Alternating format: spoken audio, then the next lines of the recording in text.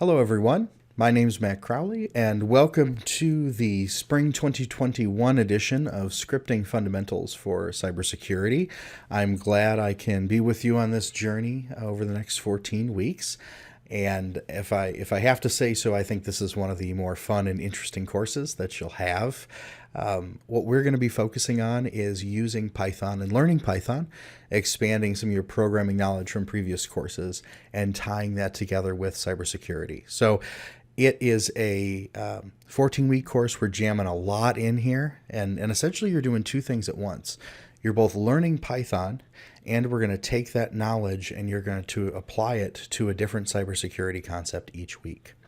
Not going to lie to you, this isn't an easy course, but I try my best to provide tons of content for you to succeed in the class. And when we talk about success in this course, it really is putting in the time and the energy to make sure that you are doing the tests, you are doing the labs, and you're doing the discussion boards.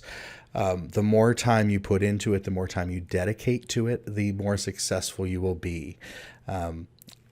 It's your choice, obviously, how you want to apply yourself in this course, but I highly suggest with all the content that we have that you are working hard over the next 14 weeks because this is what your career is going to be like. It's a lot of hard work, a lot of dedication that you're going to need. A little bit about me. I've been teaching at Tri-C. This is my second stint. Took a couple years off as I moved around the country for some work. My background is I'm a software developer by trade. I was an engineer at Microsoft. I was the CIO for Cleveland Hopkins and Philadelphia International Airports. I run a cybersecurity consulting firm called Cypress Lake, and I'm the CEO of Signal Cortex, which is a company that focuses on software for businesses working in the building services space or the field services space. We just went through TechStars over the last 3 months. It's been an interesting experience at a startup, but love it. But my true love is programming. It's very fun. Always love teaching.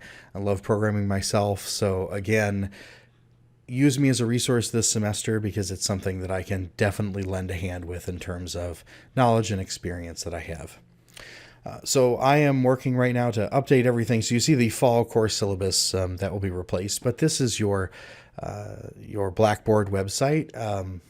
I'm sure you're used to it in other courses that you have. A little bit about this course. We're going to be using two books. One is part of Cengage, Python Fundamentals, so I use some chapters from there. I also use some chapters from a free book as well that I have links to that I personally like. Here, I'll jump to it real quick. If we go to the first week, and that is Automate the Boring Stuff with Python. So you don't have to buy this. I think it's an excellent book for Python and beginning the Python language. And you don't have to pay a dime, but we also use the Python Fundamentals course from Cengage because it does provide excellent context from transferring your knowledge from C# or Java or other languages you may have used in the past to Python. So on the Blackboard site, start here. You're going to want to look at the syllabus. I'm posting that tonight. I'm recording this January 31st, so at midnight, you'll be able to see the syllabus. I also have instructions on how to get the Cengage book. And each week, I'll let you know what chapters you're expected to read. And the last item to consider is as we're working on cybersecurity topics, it'll behoove you to follow some ethical considerations.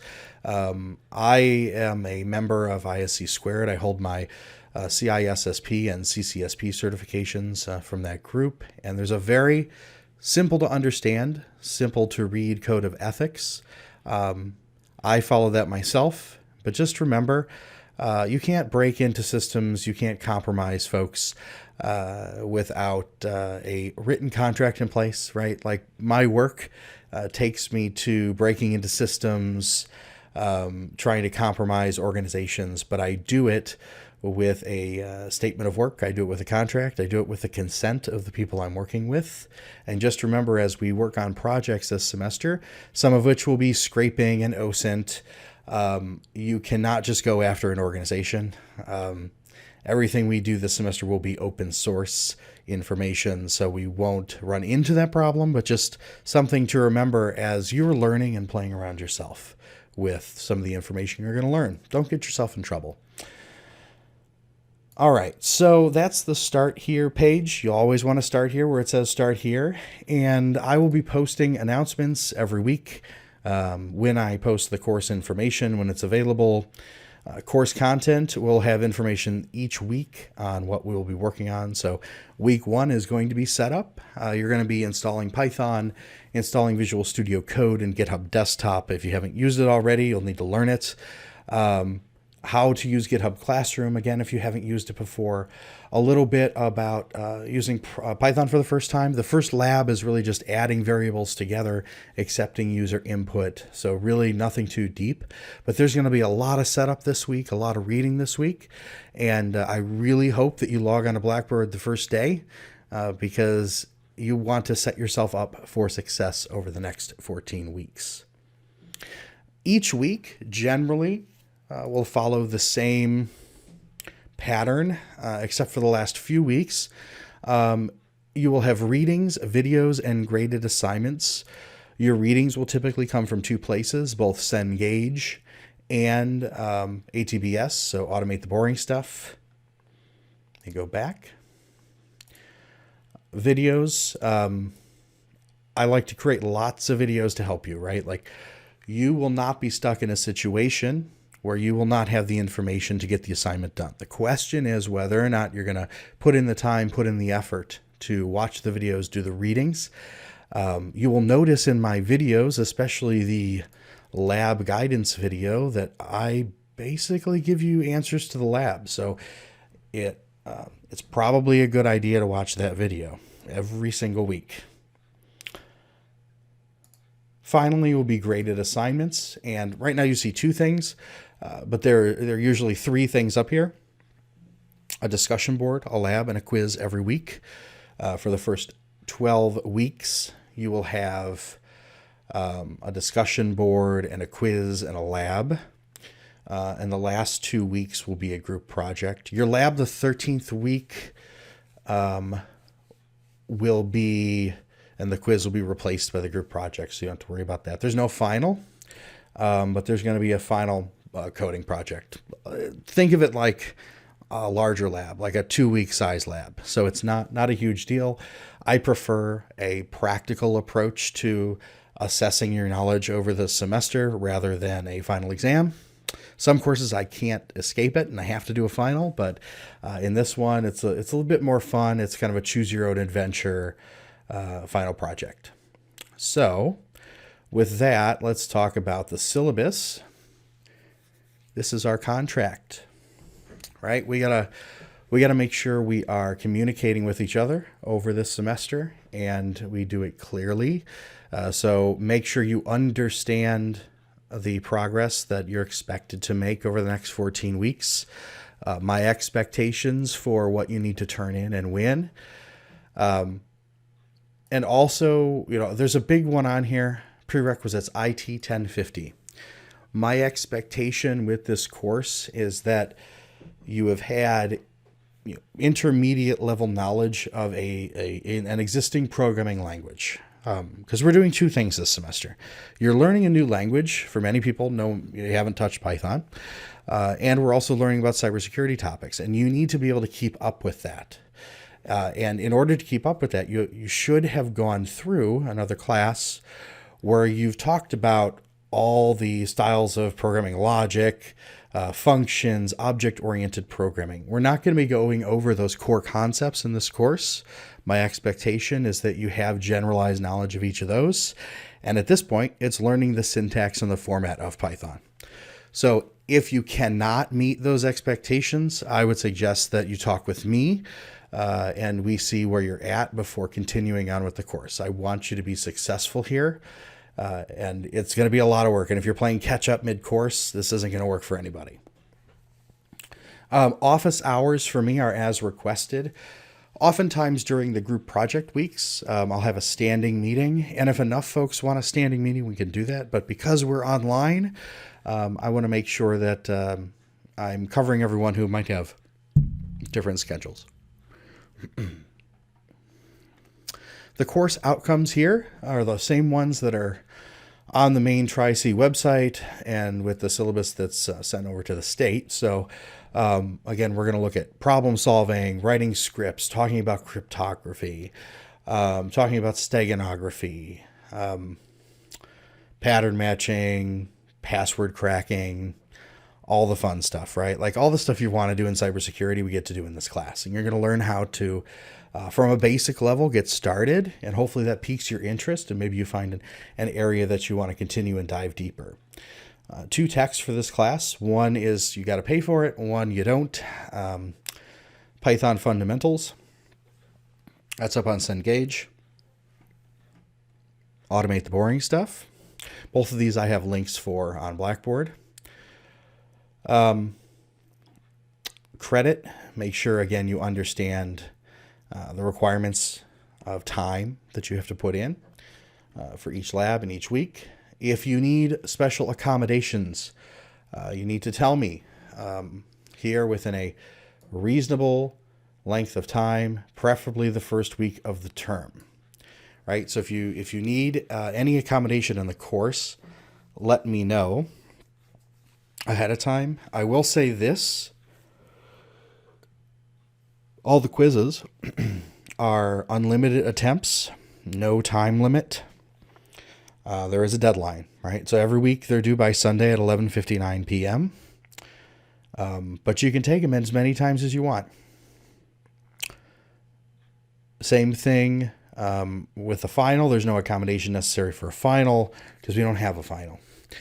So if there's anything else, just let me know, right? Like totally flexible on this. I want to make sure, again, that you succeed in the course. Attendance tracking. If you don't show up on Blackboard, I can see on Blackboard who shows up, who doesn't. I drop you from the course after 2 weeks. All right. So you have to log in 2 times per week and you have to complete 1 assignment each week for the first 2 weeks for me to keep you in the course. If you cannot meet those minimum requirements, I drop you, and that's best for everyone all around because, again, there's a lot of requirements every week. We're not in a classroom, so I guess concealed carry doesn't apply. I can't tell you what to do in your own home. Grading, keeping it simple here. You have 12 labs, 12 discussion boards, 12 quizzes, and 1 course project. And then, pardon me, here's the breakdown of what we're going to talk about each week. So week 1 is setup, basic Python. Week 2 is going to be if statements, for each loops, while loops, so flow control, and then basic functions. And we're going to do password generation. Week 3, lists and dictionaries, and then we're going to learn how to crack passwords. Week 4 is going to be strings, so how do we manipulate strings in Python, and we're going to do some crypto. Week 5, we're going to learn about regular expressions. This is kind of one of those weeks where your brain's going to explode a bit, and we're going to learn how to parse logs. Week 6, we're going to handle some files and how to do file system forensics. Basically, how do you search hard drives and other media. Week 7, we're going to learn how to hide data within images, called steg analysis. Week 8, we're going to scrape the internet for information. Week 9, we're going to do some API work. Week 10, we're going to read and search CSV files. Week 11, we're going to attempt phishing. Now, week 11's up in the air because as of last semester, we were using SendGrid. They changed some of their policies. So I would still love to do phishing, but this brings up a good point. The syllabus is subject to change depending on whether or not we can do some of these things. And as I'm working on the syllabus, found a little mistake here. lab quiz discussion board in week 12. And then weeks 13, 14, we're going to do group project. I will say the lab for week 12 is actually a small paper to your group project, which is why I wrote that. So just kind of an overview of what we're going to do. Late work. Unless you have a death in the family or a medical issue that's you can document, or something in line with the college's COVID-19 policy, I do not accept late work. So if there is some circumstance that you know is coming up, talk to me in advance. But if you turn something in a week late or a day late and you forgot about it, or you didn't plan accordingly to fit this in your schedule, that's not on me. So I'm not, everybody's got responsibilities, right? So I'm just asking you here to be responsible. That's how I feel about late work. Supplemental help. There is a tutor on campus, but I am currently not sure of the status of whether or not there is a specific Python tutor available. I would highly suggest that you use the internet, right? Google's your friend. I provide tons of information to you. But in an online course, the expectation is that you're working hard to try this yourself. And if you're running into roadblocks, let me know. I won't do your assignments for you, but I'm happy to point you in the right direction. I'm happy to provide you the materials you need to get this done and succeed. I provide information about technical help and other things from Tri-C. These are kind of boilerplate things in here about pass, no pass, things like that. Here's a big one. This is a tricky situation, right? If you cut and paste your assignment from Stack Overflow, you're getting a 0. You risk getting kicked out of the class, right? It's one thing to learn from online code snippets. It's another thing to blatantly steal from the work of other people. There is also, like let's say you write a paper, and you want to do a citation. You cannot take another paper, paste it in, and then cite the whole thing, right? It has to be an original work. And what I do is if I find your work to be not original, I hand it over to the college, and they can work with you to figure out that spectrum of originality in your work. I wash my hands of it. If I have a sense that you have stolen code from another student, from a previous lab that I have created, or from the internet, I just hand it off to the college and give you a 0. And if you successfully argue your case, we can come back and grade it. Also take a note that I write my own labs. Those labs are my property. And if you get it from another student, you're stealing from me. I put a lot of work in writing the labs and grading the labs. I've done this before and published these in books. I expect that you honor my time and the work I put in to make this work out. So just do your own work, please. Thank you. Campus security, student safety, who to call if you're on campus. And one last big one, netiquette.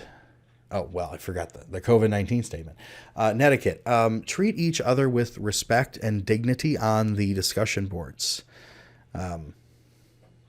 Be polite. If you're not, you get a 0.